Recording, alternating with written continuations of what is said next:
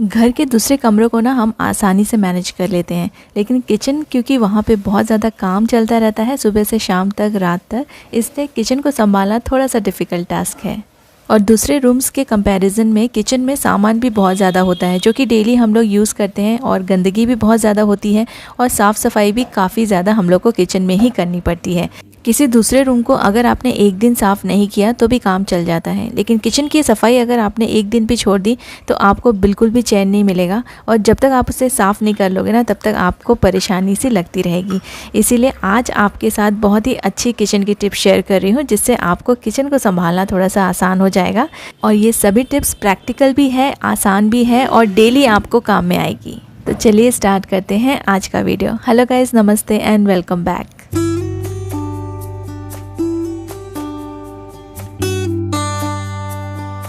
Garbage bags की तो हम लोग को डेली ज़रूरत पड़ती है, किचन में इसको डेली चेंज करना पड़ता है। और एक डस्टबिन हो तो काम भी चल जाए, लेकिन हमारे यहाँ तो 2-3 डस्टबिन रहते ही हैं, रखना ही पड़ता है।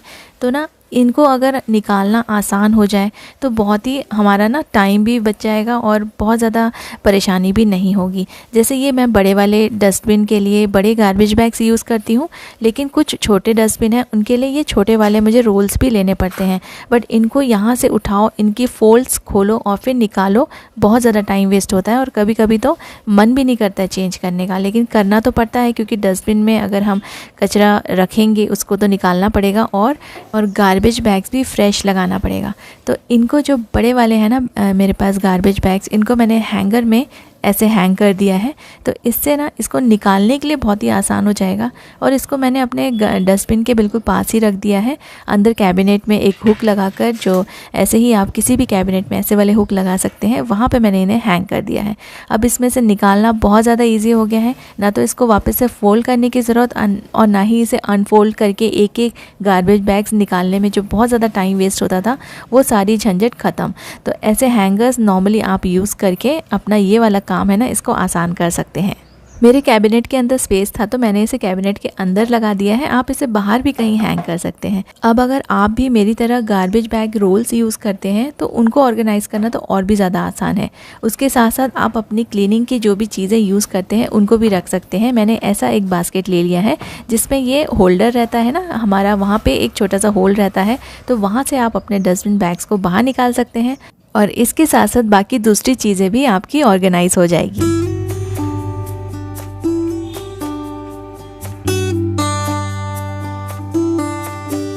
मेरी एक सब्सक्राइबर ने मुझे रिक्वेस्ट किया था काफ़ी दिनों से कि कैसरोल को कैसे मेंटेन करें, इसकी केयर के ऊपर आप कुछ शेयर कीजिए। तो देखिए, कैसरोल को भी मेंटेन करना पड़ता है, ये सबसे ज़्यादा इग्नोर्ड चीज़ है हमारे किचन में, हम इसकी तरफ बिल्कुल भी ध्यान नहीं देते हैं, और ये जितने दिन चले उतना दिन ठीक है, फिर हम नया ख़रीद लेते हैं। मेरा ये जो कैसरोल है ना, ये मैं कम से कम 10 ईयर्स से यूज़ कर रही हूँ और ये अभी तक ख़राब नहीं हुआ है। तो इसका जो मेंटेनेंस है, इसकी जो केयर है, वो आपको बहुत ज़्यादा लेने की ज़रूरत नहीं है। सिंपली कुछ चीज़ें मैं आपके साथ शेयर करूंगी। देखिए, बिल्कुल भी कहीं से भी पुराना नहीं दिखता है, बहुत ही अच्छा है, और इसको 10 ईयर्स से भी ज़्यादा हो गए हैं मैं इसको यूज़ कर रही हूँ।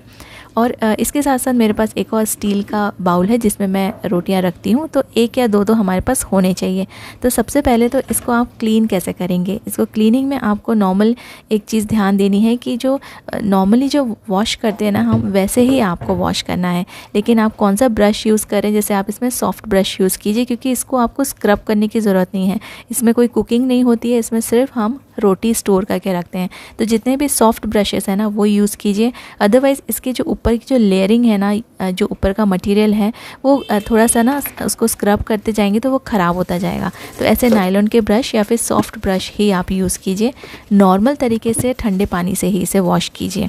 लेकिन इसके जो कॉर्नर्स होते हैं ना, वहाँ पे भी ना कई बार कुछ चीज़ें इसमें जम जाती है, गंदगी जम जाती है। तो हैंडल्स के पास और इसके अंदर के साइड जहाँ से ये लॉक होता है, वहाँ पे छोटे छोटे गैप्स होते हैं, तो उसको क्लीन करने के लिए आप ऐसे वाले ब्रश यूज़ कीजिए।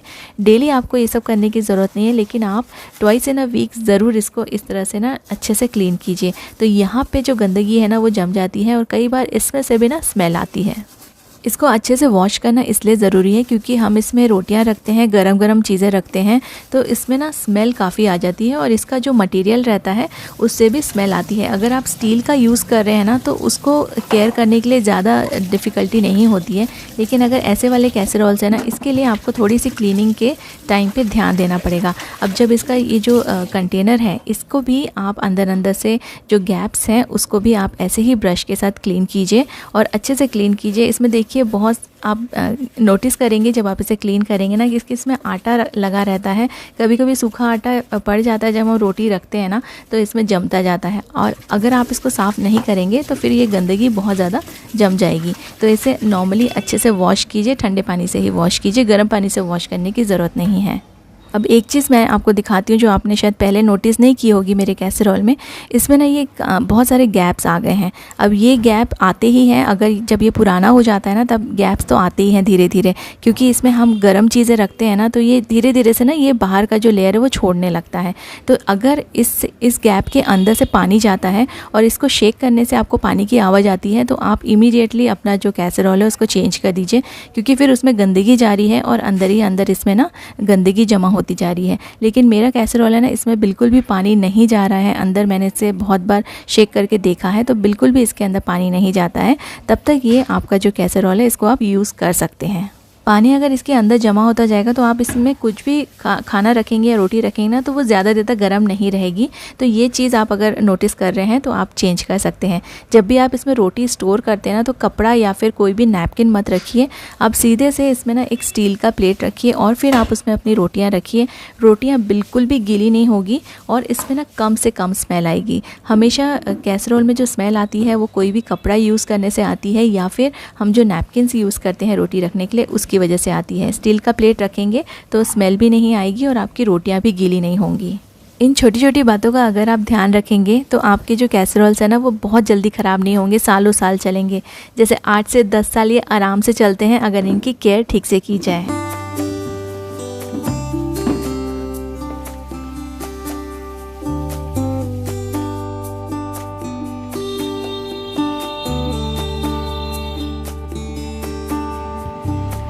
हमारा जो फ्रिज होता है ना उसके जो रबर्स लगे रहते हैं कॉर्नर्स में, वो कब चेंज करना चाहिए, वो कब ख़राब हो सकते हैं, देखिए आज आपको मैं बताती हूँ।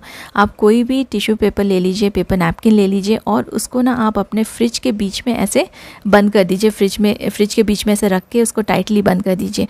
फिर आप उसे नॉर्मल तरीके से उससे खींच के देखिए। आप इसको थोड़ा सा फोर्स कर सकते हैं, थोड़ा सा फोर्सफुली इसको पुल करके देखिए। अगर ये बाहर नहीं आ रहा है तो आपके जो फ्रिज का जो रबर है ना वो बिल्कुल ठीक है, उसको चेंज करने की या फिर उसको कोई भी ट्रीटमेंट करने की ज़रूरत नहीं है। अब मेरे पास 2 फ्रिज हैं तो एक वाले फ्रिज का तो रबर ठीक है। अब मैं दूसरे वाले फ्रिज में ये वाला जो टेस्ट है वो करके देखती हूँ। तो मैंने यहाँ पे ना फिर से जो ये पेपर नैपकिन है इसे टाइटली यहाँ पे रख दिया है बीच में और इसको मैंने टाइटली बंद कर दिया। नॉर्मली जैसे आप फ्रिज बंद करते हैं इसको बंद कर दीजिए। अब देखिए ये आराम से पुल हो रहा है। इसका मतलब इसका जो रबर है ना इसको कुछ ना कुछ ट्रीटमेंट की ज़रूरत है। अगर उस ट्रीटमेंट से ये ठीक नहीं हुआ तो फिर इसको चेंज करना पड़ेगा, क्योंकि अगर आपका जो फ्रिज का रबर है ना वो ख़राब हो गया तो इसका मतलब आपके फ्रिज का जो कूलिंग है ना वो बराबर से नहीं होगा और ये और भी ज़्यादा एनर्जी को कंज्यूम करेगा। आपका जो इलेक्ट्रिक बिल है ना वो बहुत ज़्यादा आएगा। तो इसको मैं ट्रीट कर रही हूँ। बस आपको ये अपना जो हेयर ड्रायर होता है ना उसको यूज़ करना है और 2 से 3 या 4 मिनट के लिए आप इसको ऐसे करके जो रबर है ना वहाँ पे इसको थोड़ा सा वार्म होने दीजिए। और इसमें ना जब भी आप ये करेंगे तो आप अपने फ्रिज को बंद कर दीजिए। अब मैं वापस से इसको पुल करके देखती हूँ। देखिए मैं बहुत फोर्सफुली इसको पुल कर रही हूँ फिर भी ये वापस नहीं आ रहा है। तो आप इसको थोड़ा सा ऐसे हेयर ड्रायर से ट्रीट कर देंगे ना तो ये ठीक हो जाएगा। और अगर उसके बाद भी ये ठीक नहीं हो रहा है तो आप इसके जो रबर है ना उसको चेंज कर दीजिए। ये भी आराम से रिप्लेस हो जाता है।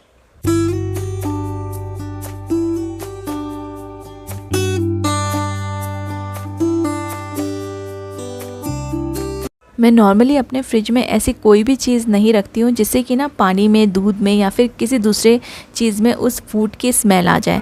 नॉर्मली हम लोग प्याज वगैरह कट करके रखते हैं तो मैं उसको एयरटाइट बॉक्स में रखती हूँ। कोशिश करती हूँ कि कट करके ना रखूँ। लेकिन अगर आपके फ्रिज में कोई ऐसा फूड रह गया है और आपके फ्रिज में बहुत ज़्यादा स्मेल भर गई है, बहुत ही ईजी सा तरीका बताती हूँ। आपको ऐसा सिल्वर फॉइल लेना है, उसको मैंने डबल लेयर में फोल्ड कर दिया है। और 2 चम्मच मैंने यहाँ पे सॉल्ट लिया है और आपको 1 या 2 चम्मच कॉफ़ी लेना है और इसको अच्छे से आप मिक्स कर दीजिए। इसको अच्छे से मिक्स करना है, इसमें सोडा वगैरह डालने की ज़रूरत नहीं है, आपको सिर्फ सॉल्ट और कॉफ़ी लेना है। कॉफ़ी थोड़ी स्ट्रॉन्ग वाली होगी तो ज़्यादा बेटर है। सॉल्ट और कॉफ़ी को अच्छे से मिक्स कर दीजिए, दोनों आपस में अच्छे से मिक्स हो जाना चाहिए। फिर आपको इसको ऐसे फोल्ड करना है कि ये एक अच्छा सा बॉल जैसा बन जाए, एल्यूमिनियम फॉइल का एक बॉल बन जाए। और फिर आप इस बॉल को अच्छे से टाइटली फोल्ड कर दीजिए ताकि ये कुछ भी चीज़ ना इसमें से बाहर ना गिरे, नमक और कॉफ़ी। और इसमें आपको ना छोटे छोटे से होल करने हैं, 5 या 6 आप होल कर लीजिए। मैं टूथपिक यूज़ कर रही हूँ। तो इसमें होल करेंगे ना तो इसकी जो खुशबू है वो आपके फ्रिज में धीरे धीरे स्प्रेड होगी और जो भी स्मेल आ रही है आपके फ्रिज से वो रिमूव हो जाएगी। इसको आप अपने फ्रिज में कहीं भी रख सकते हैं, चाहे आगे रखिए, पीछे रखिए या डोर पे रखिए, ये अपना काम ज़रूर करेगा। अगर आपको ये वाला आइडिया अच्छा नहीं लगता है या डिफ़िकल्ट लगता है या पसंद नहीं आया है तो एक और तरीका मैं आपके साथ शेयर करती हूँ। आपको सिंपली लेना है बेकिंग सोडा। बेकिंग सोडा लेके उसमें थोड़ा सा पानी आपको डालना है, इतना कि उसमें ये अच्छे से ना मिक्स हो जाए और एक हल्का सा ना पतला सा पेस्ट बन जाए। देखिए ये अच्छे से पेस्ट बन गया है, इसको अच्छे से मिक्स कर लीजिए। और फिर मैं यहाँ पे ले रही हूँ एक पेपर नैपकिन। पेपर नैपकिन को ना आप 8 से 10 बार फोल्ड कर दीजिए। जितना बड़ा आपने बाउल लिया है उसमें ये आसानी से फिट हो जाना चाहिए और जितना भी हमने ये लिक्विड बनाया है ना ये पूरा सोक हो जाना चाहिए। और एज इट इज़ इस बाउल को आप अपने फ्रिज में रख दीजिए। इससे आपके फ्रिज में कोई भी खुशबू नहीं आएगी, लेकिन ये पूरी की पूरी स्मेल को खींच लेगा और आपका फ्रिज है ना वो साफ़ हो जाएगा। सालों साल पुराने कंटेनर्स यूज़ करते करते ये ख़राब हो जाते हैं, वॉश करने के बाद भी नहीं निकलते हैं। तो ये जो मेरा बटर का कंटेनर है वो ख़राब हो गया था। मैंने सोचा कि किसी दूसरे प्लास्टिक के कंटेनर में बटर को स्टोर कर लूँ। फिर ध्यान आया कि इसका जो रैपिंग पेपर होता है ना, जो ये बटर पेपर होता है, इसके साथ भी तो हम स्टोर कर सकते हैं जिससे कि कंटेनर को टच नहीं करेगा। वैसे नॉर्मली लोग जो ये ब्लू वाला पोर्शन है, जो बॉटम पोर्शन है, वहाँ पर बटर स्टोर करते हैं, लेकिन मैंने एक्सपीरियंस किया है कि यहाँ रखने से बटर साइड में गिरता रहता है, इसलिए मैं इसे ऑपोजिट रखती हूँ जिससे बटर निकालने में इजी होता है। फूड कलर के ऐसे जो छोटे बॉक्सेस आते हैं, इनका प्लास्टिक बहुत ही गंदी क्वालिटी का होता है, जो अगर आप इसको चेंज नहीं करेंगे ना तो निकालते समय ये बार बार यहाँ वहाँ छलक के गिर जाता है या फिर अच्छे से बंद नहीं होता है। तो मैं ऐसे छोटे प्लास्टिक के कंटेनर्स यूज़ कर लेती हूँ और इन सब कंटेनर्स को रखने के लिए मैं ये कुकी का एम्प्टी बॉक्स यूज़ करती हूँ। एसेंस की छोटी छोटी बॉटल्स यहाँ वहाँ रखने से गिरती भी रहती हैं और जब हमें ज़रूरत पड़े तो मिलती नहीं है। तो मैं एक बड़ा सा ग्लास का जार लेती हूँ और इन सबको इसमें स्टोर कर लेती हूँ, सामने सामने दिख भी जाता है। उम्मीद करती हूँ आज का वीडियो आपने एंजॉय किया होगा। Thank you so much for watching.